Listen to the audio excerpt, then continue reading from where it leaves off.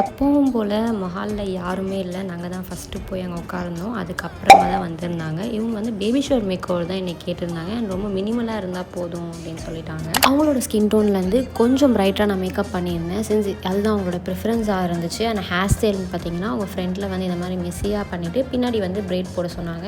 அவங்களோட ஹேரே வந்து ஓரளவுக்கு டென்ஸாக இருந்தனால எந்த ஒரு எக்ஸ்டென்ஷன்ஸும் யூஸ் பண்ணாமல் அவங்க ஒரிஜினல் ஹேர்லேயே வந்து ஒரு பிரைட் போட்டாங்க. அவங்க கிட்ட மாதிரியே ஒரு மினிமல் மேக் ஓவர் அவங்களோட பேபி ஷவருக்கு நான் பண்ணி கொடுத்துட்டேன். என்னதான் அவங்க லாஸ்ட் மினிட்ல புக் பண்ணாலும் அவங்களோட எக்ஸாக்ட் ரெக்குவயர்மெண்ட் என்ன, அவங்களுக்கு என்ன பண்ணணும் அவங்களோட பேபி ஷவருக்கு அப்படின்றத நான் வந்து புக் பண்ணதோட டிஸ்கஸ் பண்ணி தெரிஞ்சுக்கிட்டேன்.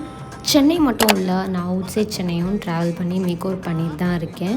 இதே மாதிரி உங்களோட மேக் ஓவரை உங்களோட ஸ்பெஷல் டே அன்னைக்கு நான் வந்து கஸ்டமைஸ் பண்ணி கொடுக்கணுன்னா எனக்கு வாட்ஸ்அப்பில் டிஎம் பண்ணுங்கள், அப்படி இல்லைன்னா கால் பண்ணுங்கள். Thank you so much. Bye bye.